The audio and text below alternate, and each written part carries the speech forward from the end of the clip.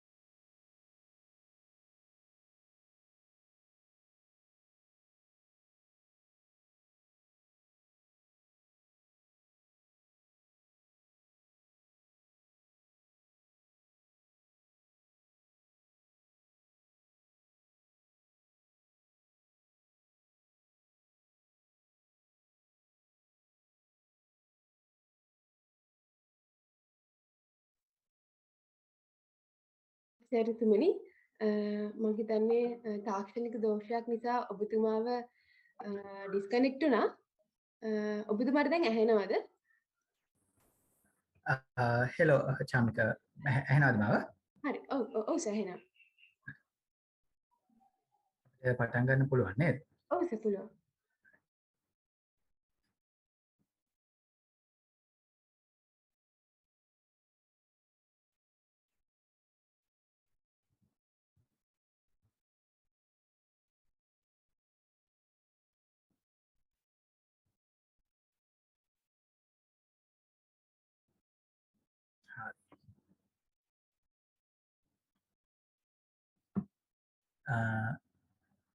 දැන් පේනවද? ස්ක්‍රීන් එක පේනවද?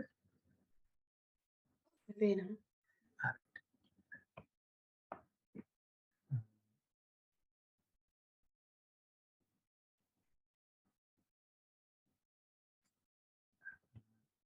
So thanks Chamika for the kind introduction, and thanks the Leo Club for inviting me. මම භාෂා දෙකෙන්ම මගේ කතාව හසුරවන්න බලාපොරොත්තු වෙනවා.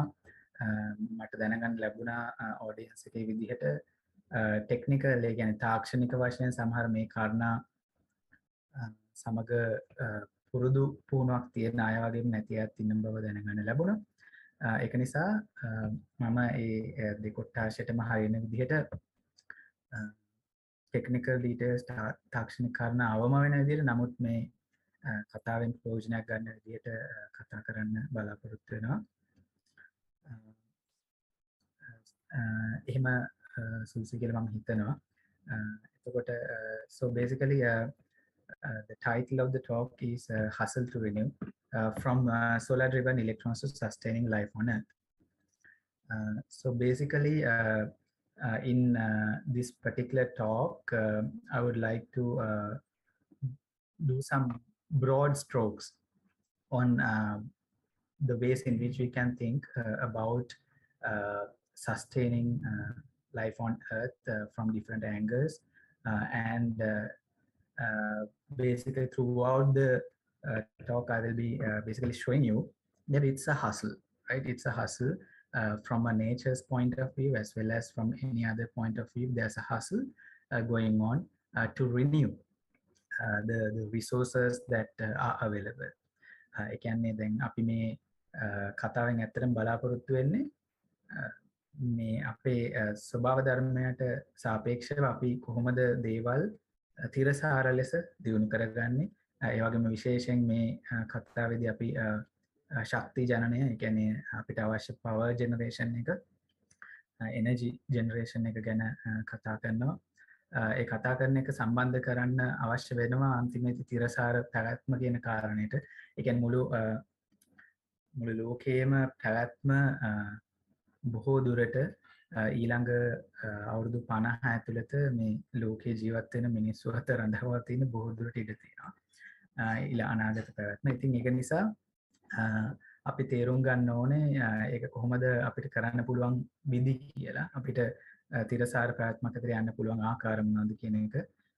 ඉතින් ඒ අදහසින් තමයි මම මේ ටයිටල් එක ගෙනාවේ. මේ කාලය විශේෂ කාලයක්. ලෝකයේ සහ ලංකාවේ ඉතිහාසය ගත්තාම විශේෂ කාලයක් වෙනවා. ඉතින් ඒ ලෝකයේත් ලංකාවෙත් එතනත් හසල් එකක් යනවා. හරි, අපි දැන් මේ යම් වෙනසක් වෙන්න යම් ආකාරයක මොන ඇන්ගල් එකෙන් ගත්තත්, අපි මිනිස්සු විදිහට ගත්තත් නැත්නම් පාලන ක්‍රමයේ විදිහට ගත්තත් මොන විදිහට ගත්තත් යම් වෙනසකින් යම් තිරසාර පැත්තකට ගමන් කරන්න උත්සාහයක් ඉස්සරහට එන්න ඉඩ තියෙනවා කියලා අපිට පේනවා.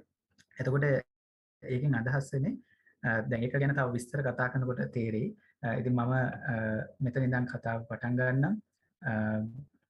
මං හිතන්නේ ඔඩියන්ස් එක මට තේරෙන විදිහට වැඩිපුර ඔඩියන්ස් එකට තේරෙන විදිහට මම සිංහල භාෂාව වැඩිපුර පාවිච්චි කරන්න ඉඩ තියෙනවා. ඉතින් අපි බලමු මේ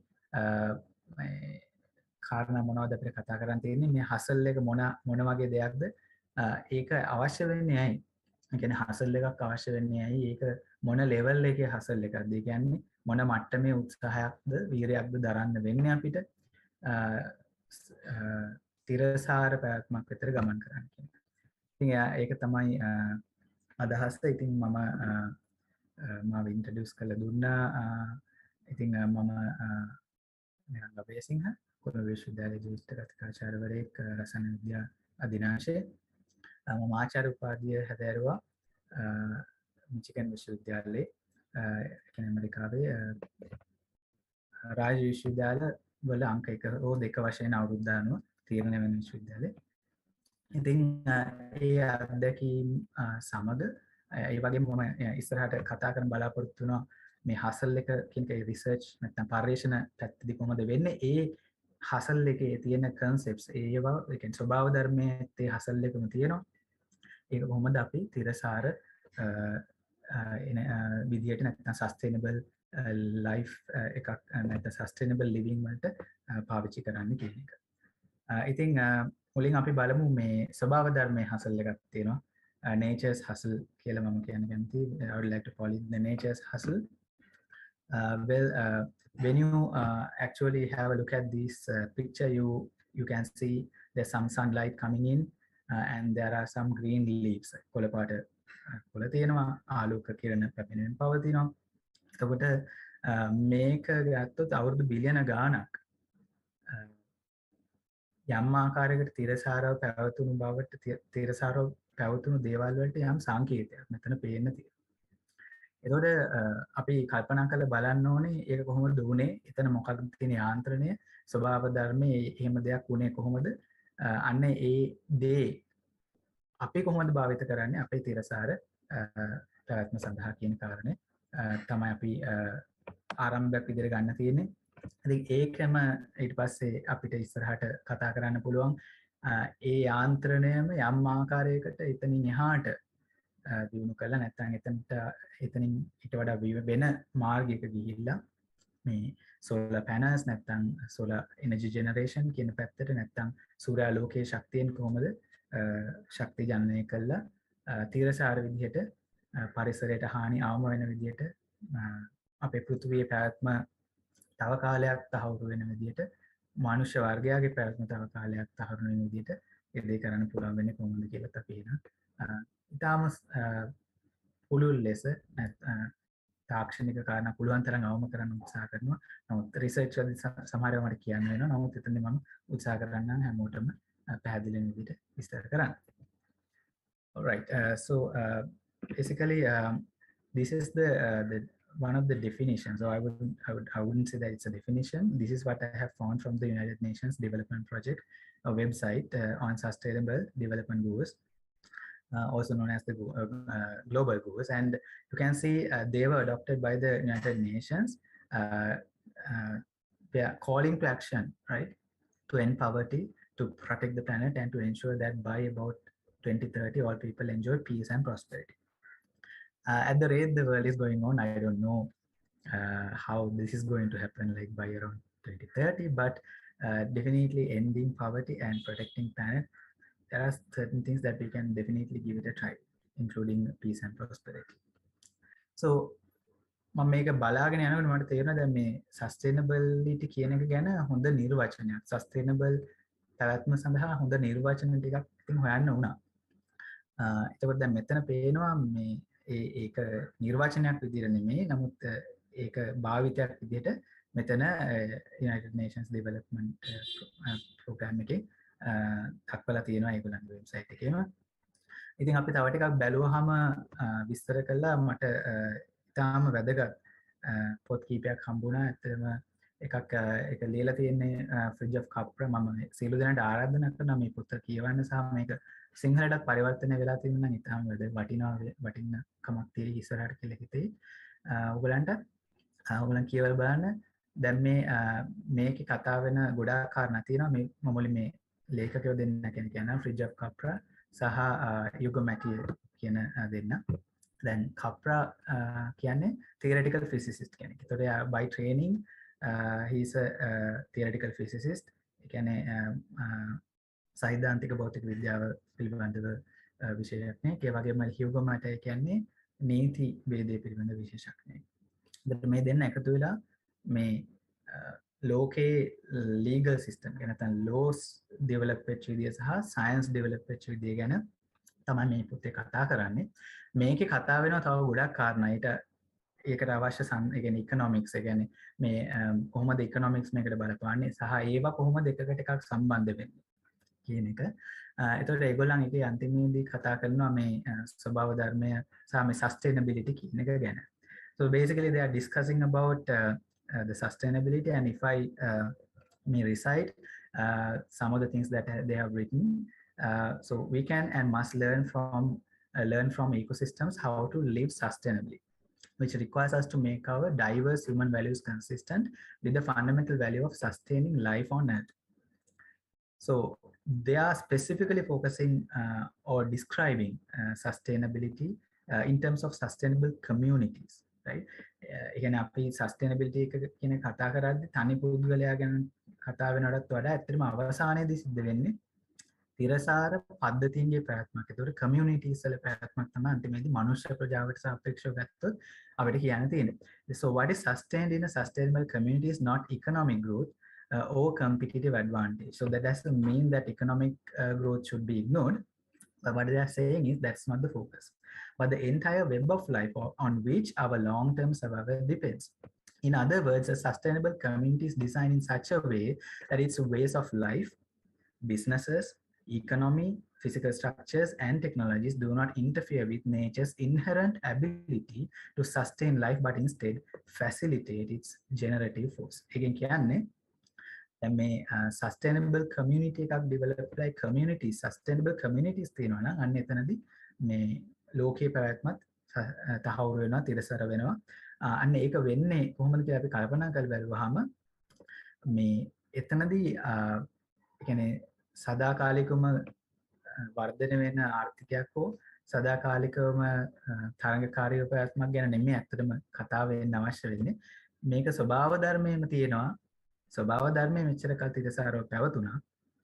එතකොට ඒක කොහොමද උනේ? අන්න ඒක වෙන්න අවශ්‍ය කාරණා ටික ඒ කියන්නේ ඒක ජීවන රටාවේ යම් ආකාර වෙනසක් බිස්නසස් වල ඉකොනොමි එකේ ෆිසිකල් ස්ට්‍රක්චර්ස් වල ඒ වගේම ටෙක්නොලොජිස් තාක්ෂණ අපි පාවිච්චි කරන තාක්ෂණ වල භාවිතය මොන ආකාරයෙන් වෙන්න ඕනද කියනවනම් ස්වභාව ධර්මයේ ඉන්හෙරන්ට් ඇබිලිටි කියන්නේ ස්වභාව ධර්මයේ තියෙන නයිසර්ගික හැකියාවක් තියෙනවා තිරසාරව පවතින. අන්න ඒකට බාධා නොවන විදිහට වෙනවා නම් අන්න එදාට සස්ටේනබල් කමියුනිටිස් ඩිසයින් කරන්න පුළුවන් වෙනවා කියලා.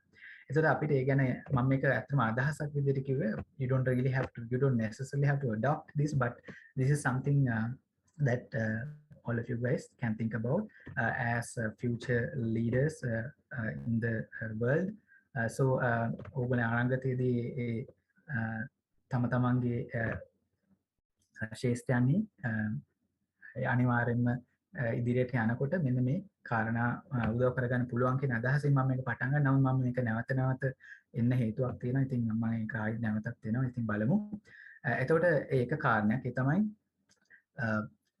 so basically the nature's inherent ability to sustain life must be preserved, right? Then what happens is what you really have to do is you just have to facilitate the generative ability or the natural ability of the nature to sustain itself. And if you can design products, businesses, communities in such a way that this is preserved, the ability to facilitate the generative force of or basically facilitate the generative force of nature, then it will be sustainable. That's what they have identified. There are a lot of interesting concepts going on there, but I just wanted to give you some hints. I'll be revisiting this concept a little bit later as well.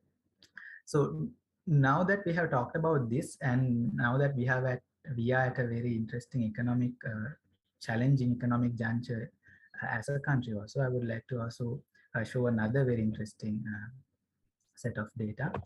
So this was written by Ray Dalio. He's basically a billionaire, probably handling about $150 billion worth of assets. So basically roughly about more than 1.5 times of the assets of the GDP Sri Lanka has. So they have done some very interesting research on the global empires and based on the wealth and a few other parameters.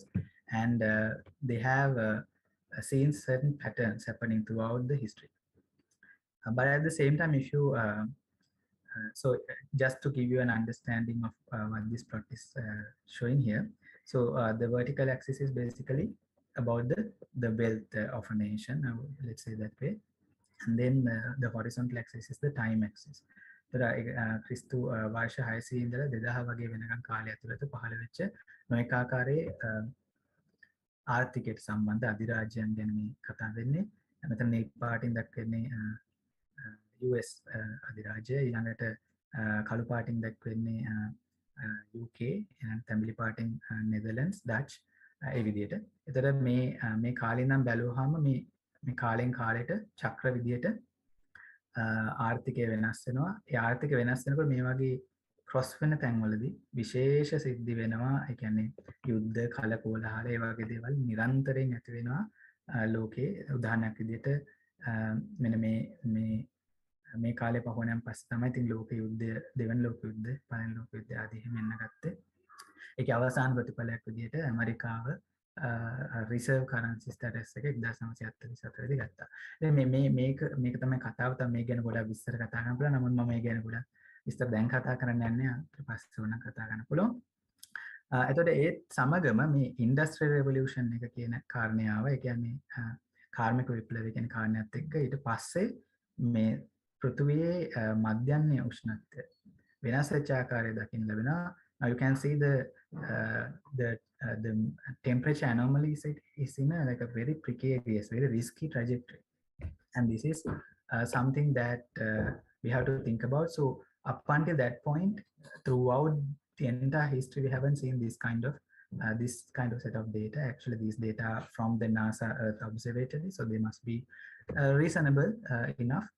So you can see throughout that period of time, we were not really thinking about, or we were not adopting this kind of a philosophy, this kind of a way of looking at life or sustaining a life on Earth, because we were focusing on something else probably throughout this period of time, and the global warming and various other disasters are gradually now surfacing with much force.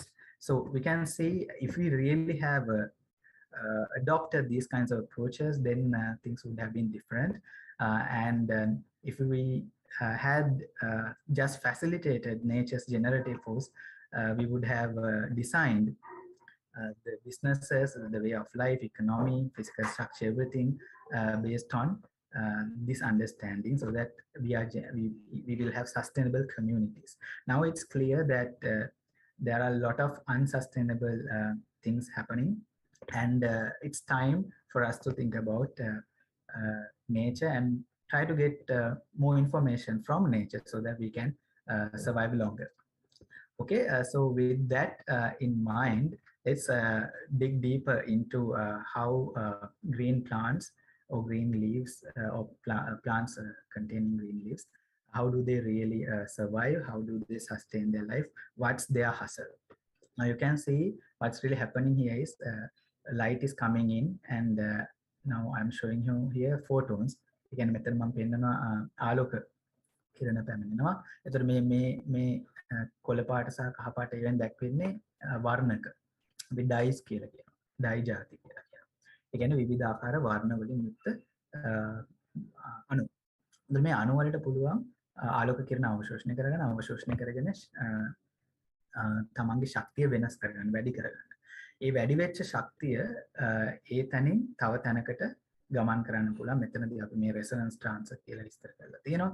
විවිධ ආකාර තව තියෙනවා, quantum mechanics, quantum සංසිද්ධිත් මෙතනදී සිද්ධ වෙන්න පුළුවන්, කොහෙරන්ස් වගේ කාරණා. ඒ ගැන ගොඩාක් සෑහෙන රිසර්ච් කරලා තියෙනවා මේ වෙනකොටත් ගිය අවුරුදු 30 40 කාලය තුළත. ඉතින් කොහොම හරි මේ මෙතන අවශෝෂණය කරන මේ ආලෝක කිරණ වල ශක්තිය ඊට පස්සේ එනවා රියැක්ෂන් සෙන්ටර් එකට. ඒ රියැක්ෂන් සෙන්ටර් එකට ඇවිල්ලා එතනින් ප්‍රතික්‍රියාව, ඒ කියන්නේ මේ ශක්තිය පාවිච්චි කරලා පරිවර්තනය කරනවා වෙන ශක්තියක් බවට, එක්කෝ රසායන අණු වල තියෙන බන්ධන ශක්තිය බවට, නැත්නම් වෙන යම් දෙයක් බවට. ඉතින් මෙහෙම තමයි ඒ ආකාරයෙන් පරිවර්තනය කරගත්ත ශක්තිය ඊට පස්සේ භාවිත කරනවා කාබන් ඩයොක්සයිඩ් සහ ජලය යොදාගෙන කාබෝහයිඩ්‍රේට් සහ විවිධ ආහාර වර්ග නිර්මාණය කරගන්න. ඉතින් මේක තමයි ස්වභාව ධර්මයේ ක්‍රියාත්මක වෙන විදිහ. ඒතකොට මේ පැහැදිලි ස්වභාව ධර්මය ඊටාම හිමින් කාලයක් තිස්සේ මේ කාරණේ දිගටම කරගෙන ඇවිල්ලා තියෙනවා. ඉතින් තව පොඩ්ඩක් විස්තර කරගත්තොත් මේ ශක්තිය අවශෝෂණය කළාම මොකද්ද වෙන්නේ කියලා. දැන් මෙතන මේ ඉරෙන් දැක්වෙන්නේ ශක්තිය අඩු අවස්ථාවක්. මේ ඉරෙන් අපි මම දක්වන්නේ ශක්තිය වැඩි අවස්ථාවක්. ඉතින් මම මේ අක්ෂය ශක්තිය විදිහට දක්වලා තියෙනවා. ඒතර මේ ආලෝක කිරණයක් ආවහම, නැත්නම් ෆෝටෝන් එකක් කියමු, ආලෝක අංශුවක් ආවහම මේ ඉලෙක්ට්‍රෝනයකට ඒ අංශුවෙන් ආලෝක අංශුව අවශෝෂණය වෙනවා නම් මේ ආකාරයෙන් ඉහළ තලයකට යනවා කියලා අපි ඒක පෙන්නනවා. ඒ ශක්තිය වැඩිවීමක් පෙන්නනවා. ඒ ශක්තිය වැඩිවීම සමහර ලාවට දැන් ඉලෙක්ට්‍රෝනයක් උඩට යනකොට වෙන විදිය වෙනස්. සමහරලාට ভাইබ්‍රේෂන් නැත්නම් ඒ ভাইබ්‍රේෂන් එක වෙන ශක්තිය වැඩි වෙන්න පුළුවන්. නැත්නම් ඒක අංශුව කැරකෙනවා නම් කැරකෙන ශක්තිය වැඩි වෙන්න පුළුවන්. මේව තමයි ඉතින් අර මයික්‍රෝවේව් ඒව වල පාවිච්චි කරන්නේ ඇත්තට. ඉතින් මේ ආකාරයෙන් කොහොමද ඉලෙක්ට්‍රෝනය ශක්තිය අවශෝෂණය කරාම ආලෝක කිරණය උඩ තත්ත්වයකට යනවා, ඉහළ ශක්තියකට යනවා. එතකොට මේ ශක්තියට මොකද වෙන්නේ? දැන් මේ ආකාරයෙන් ආලෝක කිරණයක් එනවා. මෙතන මේ ඉලෙක්ට්‍රෝන වලාව අපි නිරූපණය කරලා තියෙනවා කියලා ගත්තොත්, එතකොට ආලෝක කිරණය අවශෝෂණය වීමත් එක්ක ඒ වලාවේ වෙනසක් වෙනවා. ඒ කියන්නේ ඒකේ සමමිතිය හරි වෙන ආකාරයක දෙයක වෙනසක් වෙනවා. ඒ වෙනස වීමත් එක්ක අර මේ මුලින් පැවතිච්ච ශක්තියට වඩා වැඩි ශක්තියක් කරනවා. මේක තමයි ඉස්සෙල්ලා ඩයග්‍රෑම් එකෙත් මම පෙන්නුවේ. එතකොට එහෙම වුණාම වෙන්නේ අන්තිමේදී ඒ ශක්තිය එක්කෝ දැන් අපි සෝලර් සෙල්ස් ගත්තොත් නැත්නම් සූර්ය කෝෂ ගත්තොත් ඒවා ශක්තිය විදියට අරගෙන බැටරිස් හරි ඒ වගේ දෙයක මේ වියලි කෝෂ හරි වෙන ආකාරයක කෝෂ පද්ධතියක ගබඩා කරන්න පුළුවන්. එහෙම නැත්නම් ශාකවල වගේ ගත්තොත් ඒ ශක්තිය පාවිච්චි කරලා ආහාර හදන්න පුළුවන්, කාබෝහයිඩ්‍රේට්ස් හදන්න පුළුවන්. ඒ කාබෝහයිඩ්‍රේට්ස් තමයි පස්සේ බයෝඩීසල් හරි වෙන ආකාරයක විදියට නිර්මාණය වෙන්නේ අන්තිමේදී. එහෙම නැත්නම් තව වෙන්න පුළුවන් දෙයක් තමයි ඒ ශක්තිය මුදා හැරෙන්න පුළුවන් නැවත වරක් ආලෝක කිරණයක් විදිහට. මේක එමිෂන් නැත්නම් ෆ්ලෝරසන්ස්, ෆොස්ෆරසන්ස් ආදී ආකාර තියෙනවා. ඒක වෙන්න පුළුවන් විදිහ. ඉතින් මම මේ කාරණයෙන් පෙන්නුවේ මේක තමයි ආලෝක කිරණයක් අවශෝෂණය වෙන්න පුළුවන් සංසිද්ධිය. ඉතින් මේ සංසිද්ධිය දැන් අපි නැවත වාරයක් අර ශාකේ අපි ඒකට කියනවා ලයිට් හාර්වෙස්ටිං කොම්ප්ලෙක්ස් එක කියලා. ඒ කියන්නේ ආලෝකය හාර්වෙස්ට් කරන නැත්නම් අවශෝෂණය කරලා ගබඩා කරගන්න ඒ රටාව සිද්ධ වෙන්නේ කොහොමද කියලා ගත්තොත් මේ ආකාරයේ ඒ ස්ට්‍රක්චර් එක අපිට දල වශයෙන් දක්වන්න පුළුවන්. ආලෝක කිරණ අවශෝෂණය වුණාම ජලය ඇත්තටම මේ ඉලෙක්ට්‍රෝන යම් ප්‍රමාණයක් ලබන ඔක්සිජන් නිකුත් කරනවා. මෙහෙම තමයි මේ ග්‍රීන් ප්ලාන්ට්ස් ඇත්තටම ඔක්සිජන් නැත්නම් කොළ පාට ශාක ඔක්සිජන් නිකුත් කරන්නේ. ඊපස්සේ මේ ඉලෙක්ට්‍රෝන වල ඒ ගබඩා වෙච්ච ශක්තිය විවිධ අවස්ථාවලදී ශක්තිය ගමන් කරගෙන යනවා රියැක්ෂන් සෙන්ටර් කියන අවස්ථාව දක්වා. එතනදී ඒක මේ ආකාරයෙන් NADPH ඒ වගේම ATP වගේ දේවල් වලට පරිවර්තන වෙනවා. එතන මම මේ එනර්ජි කරන්සි කියලාම සඳහන් කරලා තියෙනවා තේරුම් ගැනීම පහසුවට. ඉතින් මේ biological systems have an energy currency and in this particular case I would like to call it as ATP. ATP is the energy currency which can be quickly converted to other forms of currencies, other forms of energies, right? For example, you can use ATP and maybe NADPH and store that energy in a chemical bond, and that's how carbohydrates and other things are generated. So what actually happens to photosynthesis is they use water and carbon dioxide and produce oxygen and carbohydrates, right? So carbon dioxide and water are used. Carbon dioxide සහ ජලය පාවිච්චි කරලා oxygen සහ carbohydrate වැනි ආහාර නිෂ්පාදනය කිරීමක් කරනවා. එතකොට මෙතන මේ ආහාර නිෂ්පාදනය කිරීමක් කරනවා කියන්නේ අන්න අර ශක්තිය ගබඩා කරලා අර බොන්ඩ්ස් වල නැත්තම් බන්ධන වල. හරි. මෙන්න මේක තමයි වෙන්නේ. ඉතින් මේ කාරණේම මෙන්න මේ સિદ્ધාන්තෙම අරගෙන අපිට බැරිද මේක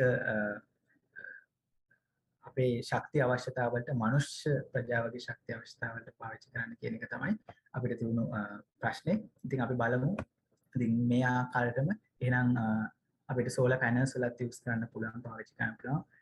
So basically we can adopt some of the understanding that we have gained from nature to store and basically harvest and store solar energy.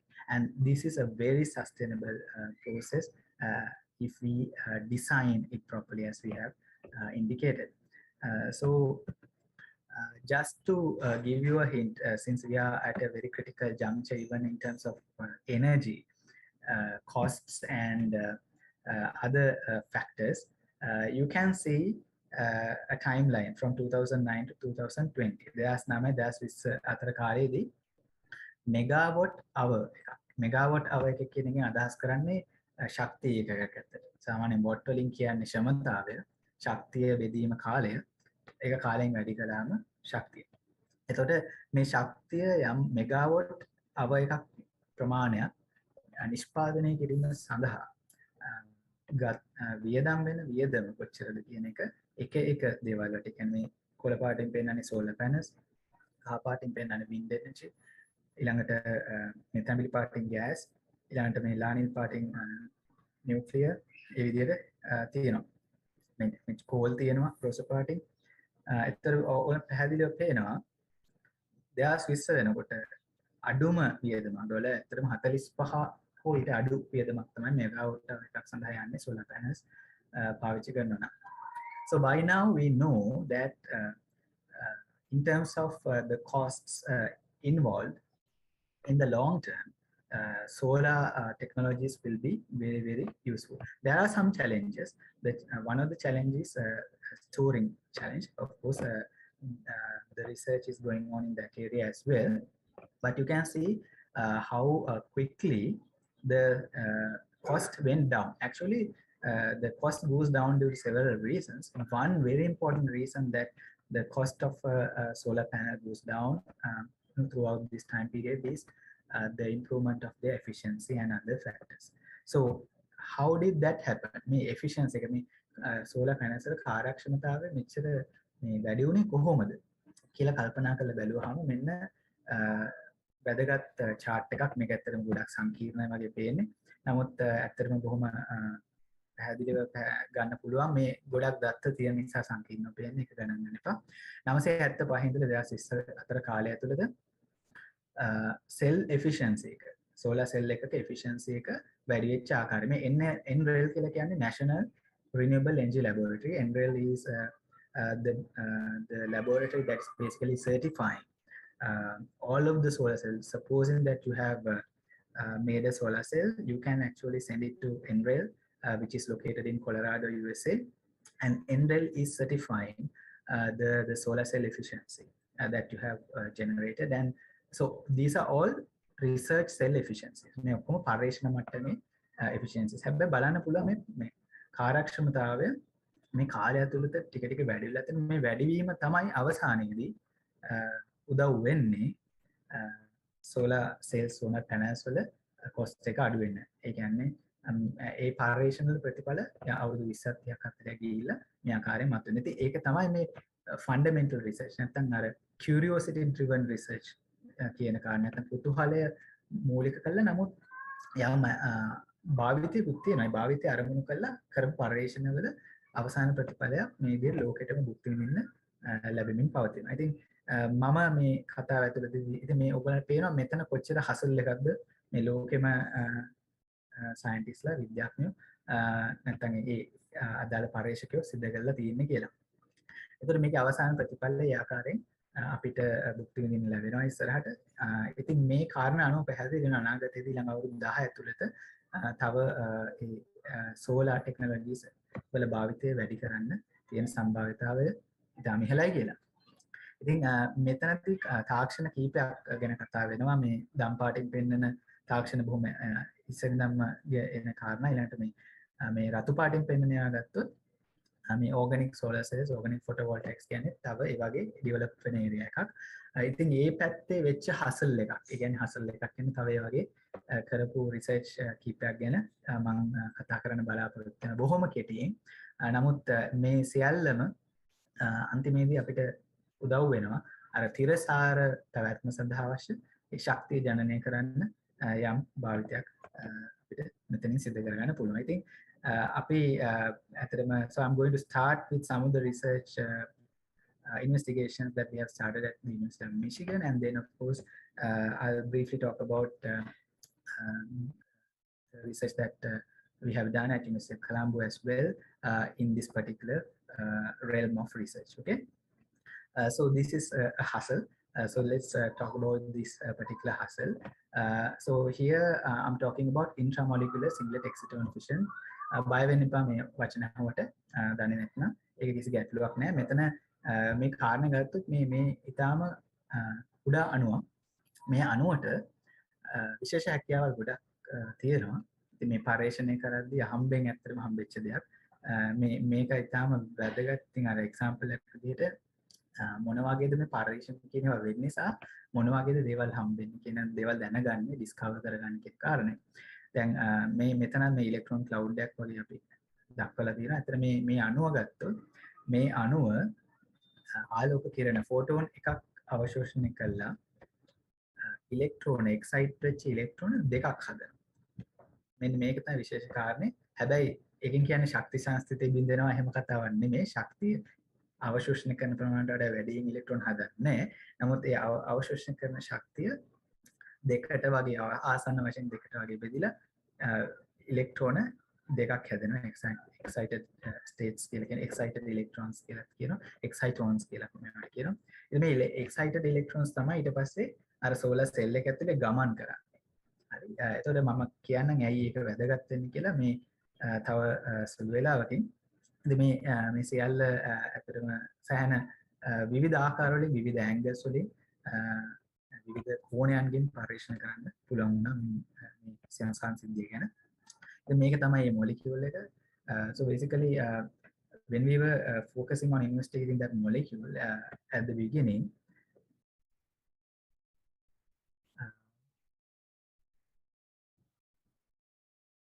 correct. Yeah, at the beginning, so when we were investigating this particular molecule,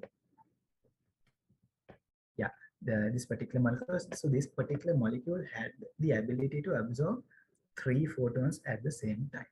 So this is known as a nonlinear optical property. Again, අරේකීය property එකක් විදිහට අපි දක්වනවා මේ ඒ nonlinear optical properties කියලා කියන ඒවා වලින් අපිට පුළුවන් මේ අණුවක electron cloud එකේ තියෙන ඉතා සියුම් හැසිරීම් සියුම් හැකියාවන් සියුම් behaviors අධ්‍යයනය කරන්න. ඉතින් මේක සඳහා අපි lasers ඒවා පාවිච්චි කරනවා. ගොඩක්ම pulse lasers පාවිච්චි කරනවා. ඉතින් එතකොට ඒ ගැන පරීක්ෂණ කර කර ඉන්නකොට මට දකින්න ලැබුණා මේ මොලිකියුල් එක තියෙන වයර් එක හරහා බීම් එක යන්නේ නැහැ කියලා එහා පැත්තට. සාමාන්‍යයෙන් එහෙම වෙන්න බෑ. සාමාන්‍ය මේ නිකන් ද්‍රාවණයක යම් ප්‍රමාණයකට ආලෝක කිරණ යනවා. මේක යම් මට්ටමකින් එහාට බීම් එක නවතින බව දකින්න හම්බුණා. ඉතින් මේ තාක්ෂණයම තමයි ඇත්තට මේක පැත්තකින් අර ඔය 2 photon absorption 3 photon absorption කියන ඒවා පාවිච්චි කරනවා.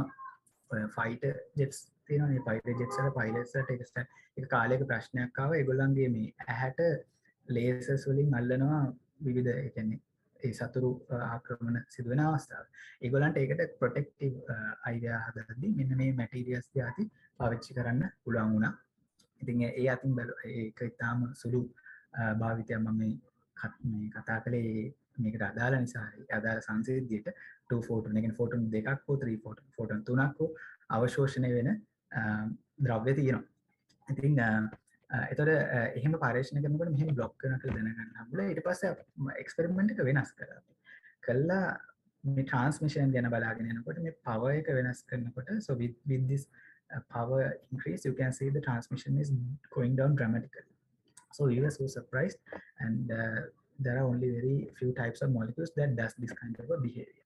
Right. At the same time, we did some femtosecond and microsecond transit absorption investigations. So basically, what we have done here is femtosecond time scale is basically millionth of a billionth of a second. That is 1 divided by 1 and 0, 15 zeros. That's femtosecond, right? So ඒ කාලේ තමයි ඉලෙක්ට්‍රෝන චලනය වෙන්නේ. යම් මොලිකියුල excite කළොත් ඉලෙක්ට්‍රෝන චලනය වෙන්න ආරම්භ වෙන ඒ කාලේ අධ්‍යයනය කරන්න පුළුවන් ලේසර්ස් තියෙනවා. සෑහෙන කාලෙකින් නම් තියෙනවා. ඊ අවුරුදු 10 20 වගේ කාලෙදි තාම වැඩිපුර භාවිත වෙන්න ගත්තා. ඊළඟට මයික්‍රෝසෙකන්ඩ් කියලා කියන්නේ එක බෙදීම මිලියනය කියන එක. Microsecond kale. So microsecond is basically 1 millionth of a second. So you can see in these both transit absorption spectra, you can see that this is 0, and here you have a negative signal, and this negative signal is not disappearing even at longer time scales. Digu kalayak gathunat me negative signal එක නැවත මේ flat බිඳුවට එන්නේ නැහැ. මේක වෙන්නේ අපි කියනවා මේ bleaching කියලා. photo bleach state එක නැත්නම් අපිට මෙතනදී තව අපිට තව සංසිද්ධි තියෙනවා. මම මේක නිවලා කියන්න තියෙනවා. නමුත් මේකේ වෙන්නේ ඇත්තටම අර පළවෙනි level එකේ ඉඳලා ඉලෙක්ට්‍රෝන උඩට ගියායින් පස්සේ තාම ඇවිල්ලා නැහැ කියන එක තමයි එතනින් කියන්නේ. හරිද? ඒතකොට දැන් එහෙම දීර්ඝ කාලයක් මේ ඇවිල්ලා නැහැ ground state එකට පල්ල. සාමාන්‍ය වෙන්නේ ඉලෙක්ට්‍රෝන අවශෝෂණය වෙනවා නැවත එනවා. ඔය විදිහට කැරක් ශක්තිය වෙන තැනකට දීදී ඒ වැඩේ සිද්ධ වෙන එක තමයි සාමාන්‍යයෙන් වෙන්නේ. මොකද මේක එහෙම වුන්නේ නැහැ. ඉතින් ඒක නිසා අපිට hypothesis එකක් විදිහට ආවා. So we have basically hypothesized that this particular molecule could be doing singlet fission. Singlet fission has very interesting properties. So if you really think about a molecule that does not show singlet fission පෙන්නන්නේ නැති singlet fission පෙන්නන්නේ නැති molecule එකක් ගත්තොත් ඒකට තියෙනවා සෛද්ධාන්තිකව ඒ භෞතික සීමාවක් තියෙනවා මේ efficiency power conversion efficiency කියලා. කියන්නේ photon 100ක් අවශෝෂණය කළොත් කීයක ශක්තිය අපිට ගන්න පුළුවන්ද කියන එක ගත්තම දල වශයෙන් මම කියන්නේ ගත්තාම 133ක වගේ අගයක් ඒකට කියනවා Shockley Queisser limit එක. So that particular limit is known as Shockley Queisser limit. So this is typical for a typical chromophore. But if you have more than one exciton, right, more than one electron excited, that is like excitons, we call it multiple exciton generation, then the efficiency goes up to about 44%. So singlet fission has this ability to improve the power conversion efficiency of organic solar cells, and that's very interesting. So we thought, okay, this is what's really happening, so let us investigate this further. තව මේක ඉන්වෙස්ටිගේට් කරන්න ඕන කියලා. ඉතින් මේ කාලය ඇතුළතම අපි පරීක්ෂණ යන කාලය ඇතුළතම ඇත්තටම මේ ඒ සිංගල් ෆිෂන් පෙන්වන වෙන මොලිකියුල්ස් තිබුණා. රයිට් 1960 ගණන් වල ඉඳන් මේක දැනන් හිටියා සිංගල් ෆිෂන් කියලා එකක් තියෙනවා. හැබැයි ඒ හැම තිස්සෙම සිද්ධ වුණේ ගොඩක් ඇග්‍රිගේට් වෙච්ච මොලිකියුල්ස් එක්ක. මොලිකියුල් ගොඩක. ඒ කියන්නේ මොලිකියුල් දෙකක් අවම වශයෙන් අවශ්‍යයි. එතකොට ඕන ඒවා භාවිත කරලා මේ සෝලා සෙල්ස් ජෙනරේට් කරලා සෝලා සෙල්ස් හදලා ෆැබ්‍රිකේට් කරලා ඒගොල්ලන් ඇත්තටම දැක්කා මේ 100ක එෆිෂියන්සි එකට වඩා වැඩි. ඒ කියන්නේ අර එක ෆෝටෝන් එකකින් ඉලෙක්ට්‍රෝන එක්සයිටෝන් එකකට වඩා ජෙනරේට් වෙන අවස්ථා තියෙනවා කියලා හොයාගත්තා. ඒ කියන්නේ මේක ඇත්තටම සංසිද්ධියක් විදිහට සෝලා සෙල්ස් වල පාවිච්චි කරන්න පුළුවන් බව උන් දැක්කා. ඉතින් මේ සිද්ධිත් එක්ක මම පොඩ්ඩක් පැහැදිලි කරන්න මේ සිංගලට් ෆිෂන් කියන එකේ මොකද්ද වෙන්නේ කියලා. මෙතන වෙන්නේ මුලින්ම අපි අර මුලින් කතා කළා වගේ ආලෝකය අවශෝෂණය වෙලා උඩට යනවා. උඩට ගියායින් පස්සේ දැන් මේ එක්සයිටඩ් ස්ටේට් එකක් තියෙන්නේ. ඒතර මේ එක්සයිටඩ් ස්ටේට් එකට ගියායින් පස්සේ ඊළඟට දැන් මෙතනදී මම මොලිකියුල්ස් දෙකක් පෙන්නනවා. රයිට්? ඒ කියන්නේ අණු දෙකක් පෙන්නනවා. මේක අණුවක් මේ තව අණුවක්. එතකොට ඊළඟ පියවරේදී වෙන්නේ මේ ශක්තිය මේ මෙතන පෙන්නන ශක්තිය භාවිත වෙමින් ඒ ළඟ තියෙන මොලිකියුල් එකකට එක්සයිටෝන් එකක් හැදෙනවා. හරි? මෙන්න මේ. එතකොට මේක තමයි අවසාන ඵලය. මේ අවසාන ඵලය මුල් ඵලය තමයි පැහැදිලි. අතරමැද විශේෂ දේවල් ටිකක් වෙනවා. එතකොට මෙන්න මේ අවසාන ඵලයේදී වෙන්නේ මේ ඉලෙක්ට්‍රෝනේ අර අපි නැවත වාරයක් එක පොඩ්ඩක් බැලුවොත් මේ විදිහට එක්සයිට් වෙනවා. මෙතන මේ සිංග්ලට් කියලා S වලින් පෙන්නන්නේ සිංග්ලට්. ඒ කියන්නේ මේ ඉලෙක්ට්‍රෝන එක ස්පින් එක කියන එක කියනවා. ස්පින් දෙක විරුද්ධ අතට තියෙනවා නම් සිංග්ලට් කියනවා. සමාන අතට මෙහෙම වෙනවා නම් ට්‍රිප්ලට් කියලා කියනවා. මම දැනට එහෙම විස්තර කරන්න. එතකොට ඊට පස්සේ වෙන්නේ මෙන්න මේ විදිහට ශක්තිය බෙදෙනා විතරක් නෙමෙයි අන්න අර ස්පින් එකත් අනිත් පැත්තට හැරෙනවා. ඒතර මෙහෙම එකක් සාමාන්‍යයෙන් එක මොලිකියුල් එකක වෙනවා නම් ඒක ඉතාම හිමින් වෙන්නේ. අපි ඒකට කියනවා quantum mechanical selection rules කියලා. So the quantum mechanical selection rules usually prohibit the singlet to triplet transition. But in this particular case, it's happening through a specific singlet state, which I'm going to show you in the next slide. So because of that, it's quantum mechanically allowed. It can quantum mechanically allow කරනවා. මේ ක්‍රියාවලිය ඒක නිසා මේක ඉතා වේගින් සිද්ධ වෙනවා. සාමාන්‍යයෙන් නැත්තම් සිංගලට් එකකින් ට්‍රිප්ලට් එකක් විතරක් එක මොලිකියුල් එකක හැදෙනවා නම් නැත්නම් එක ට්‍රිප්ලට් එකක් විතරක් හැදෙනවා නම් ඉතාම හිමින් වෙන්නේ. ඒක ක්වොන්ටම් යාන්ත්‍ර විද්‍යාවේ යම් සෛද්ධාන්තික කරුණු අනුව සිද්ධ වෙන්නේ නැහැ. නැත්තම් වෙන්න තියෙන සම්භාවිතය ඉතා අඩුයි. ඒ නිසා ඉතා හිමින් සිද්ධ වෙනවා.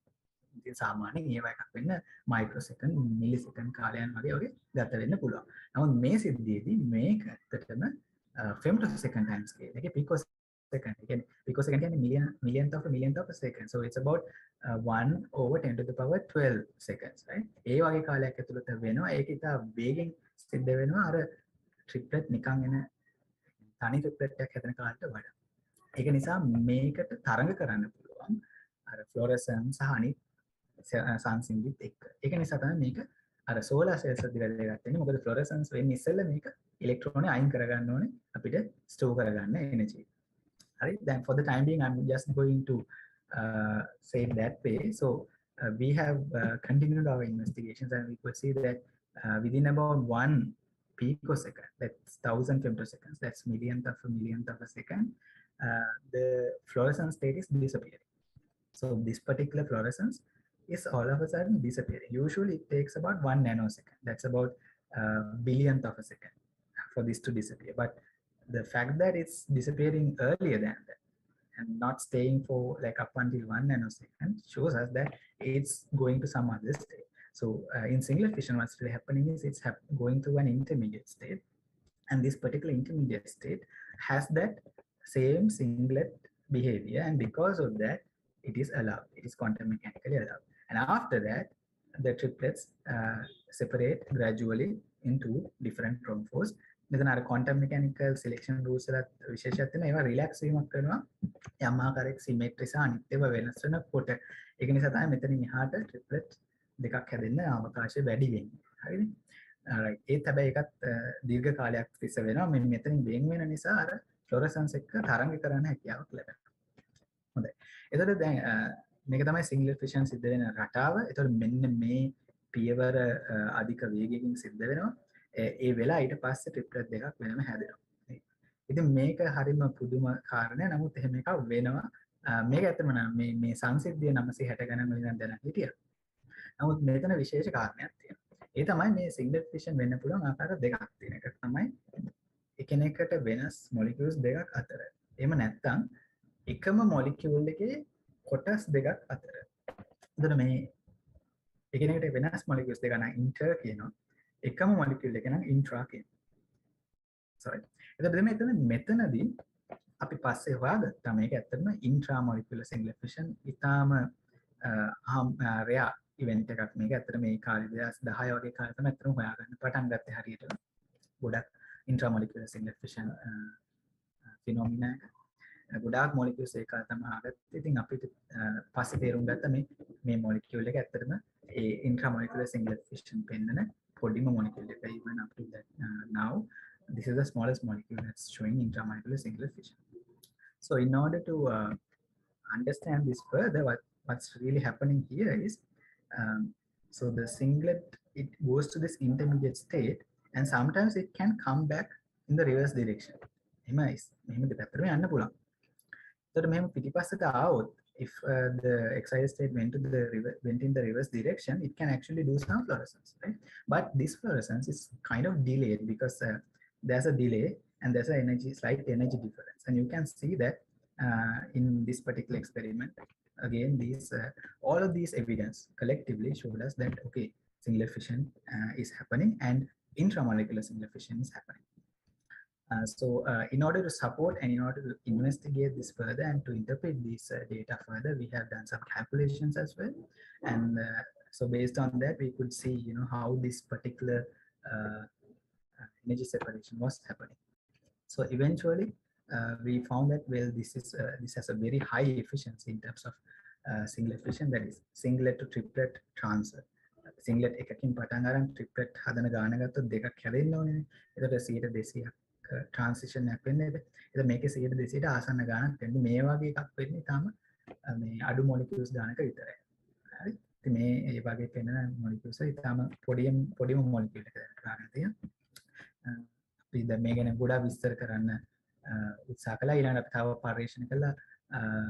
We try to extract more than one electron for each photon absorbed, and for that we have used something called anthropinon chromophore.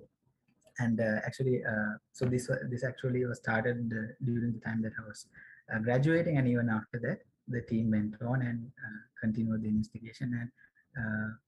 And Dr. Kim, he actually finished this particular portion as well.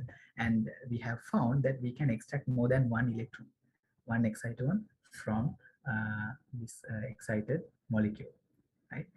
Again, මෙතන මේ excited molecule එකෙන් electron ලබා ගැනීම සඳහා තියෙන molecule එක anthropinon එක electron එකකට වැඩි ගන්න පුළුවන් වෙනවා එක photon එකක් absorb කරනවා. ඒකිනුත් පේනවා මේක ඇත්තටම singlet fission එක වෙනවා.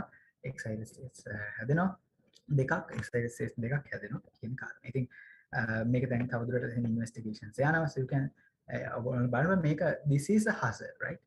So thinking is a challenge. So thinking is difficult, it's hard, but you have to do that. And looking at things from a broader perspective is difficult, but you have to do that.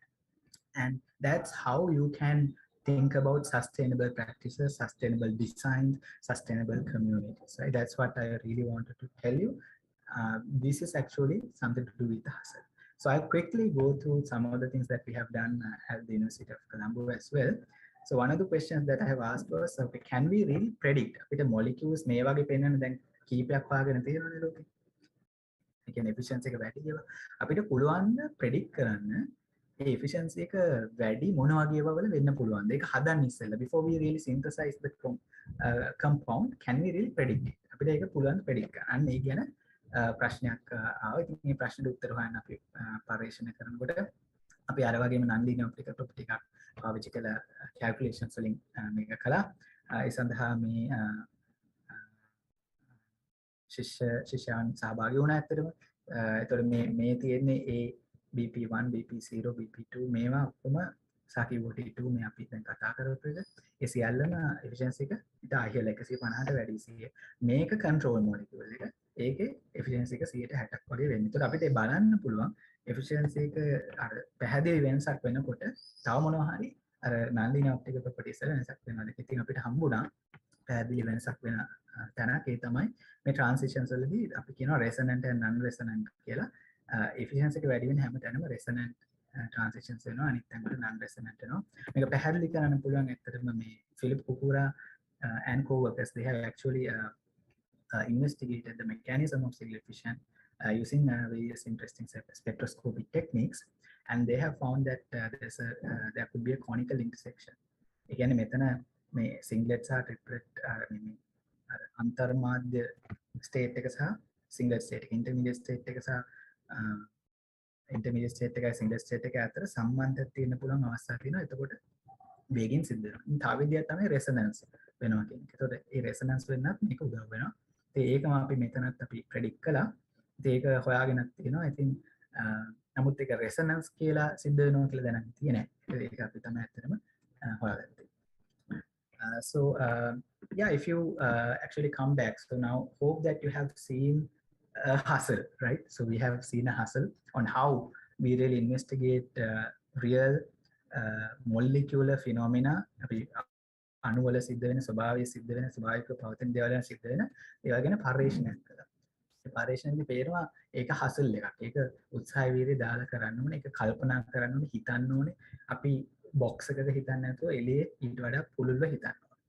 So basically so that's what we have now. We have to, if we really want to develop sustainable communities, there is the hustle. There's no doubt there's a hustle, and it's not a piece, it's not going to be like served to you on a silver plate, right? What's really going to happen is we have to find out, we have to think hard, we have to think deep, and we have to work hard and find and do the design of these sustainable communities, sustainable technologies, sustainable products, sustainable economies and physical structures. So we can think about the entire world and entire communities, and if we really want, we can think about our country and what kind of sustainable products, sustainable businesses, sustainable economies that we can design so that the nature's inherent generative force is facilitated, right?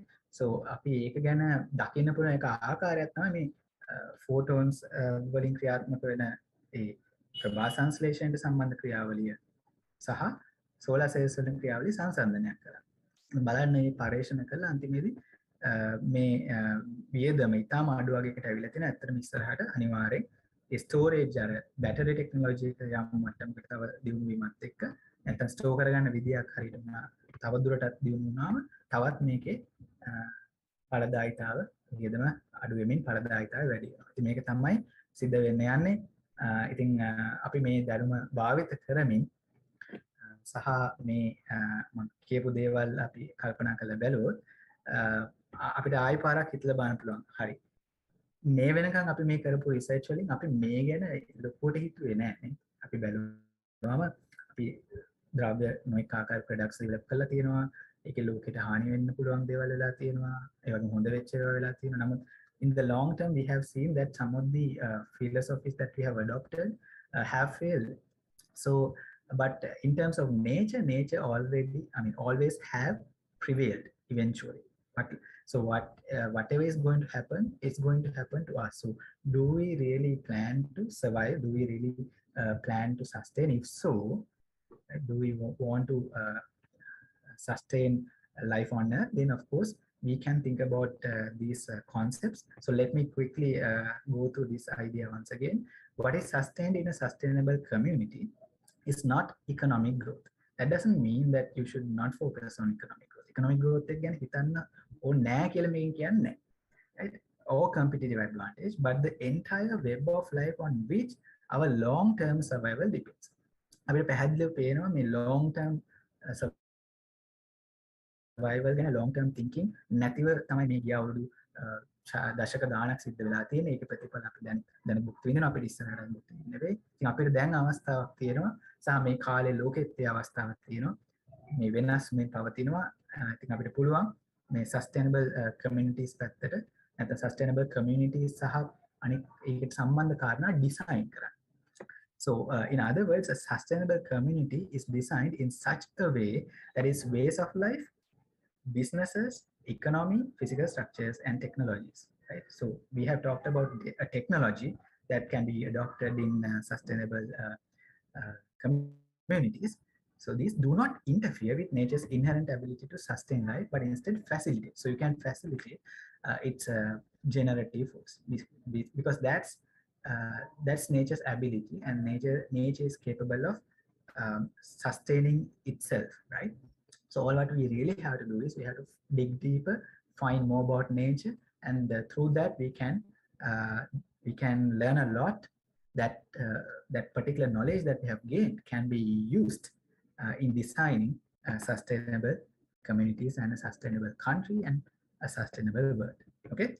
So with that, I would like to wrap up. I would like to acknowledge my previous research team and the current research team here. And thank you. And I'm happy to answer if you have any questions.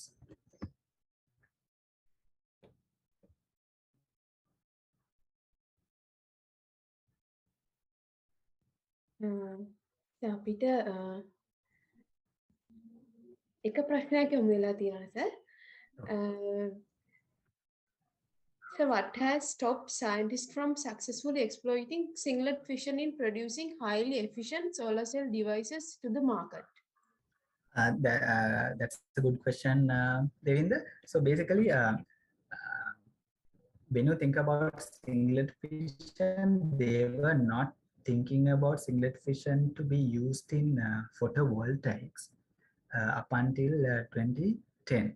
So this is a very new field when it comes to fabricating solar cells, right? So there were a lot of research that's related to organic photovoltaics, but and the phenomenon, singlet fission phenomenon, was known since 1960s, but they didn't really see how it can be really used until very recently. There are a few reasons for that. One thing is now when you actually came across intramolecular singlet fission, people realized that if you tune the molecular properties, if you tune a molecular property, you can improve the efficiency, and that can be used in solar technologies. But if you just had intermolecular solar cells, they didn't really show significant efficiencies, or like they didn't really show the promise.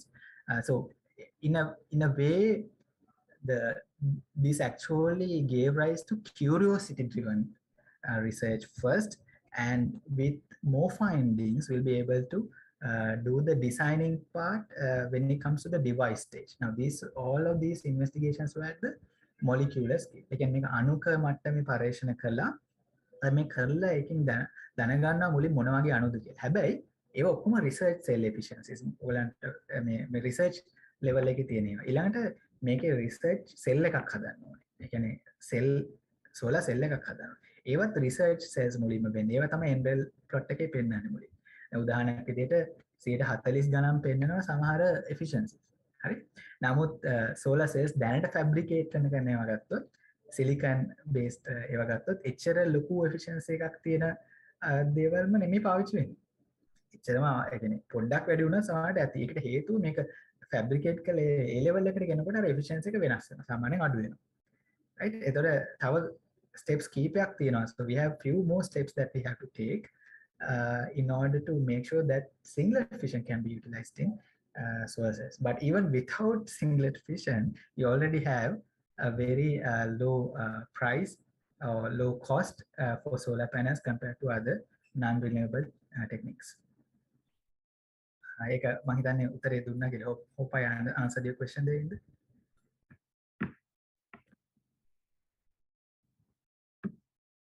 ඔබ එච්චරයි sir ප්‍රශ්න අපිට යොමු වෙලා තියෙන්නේ.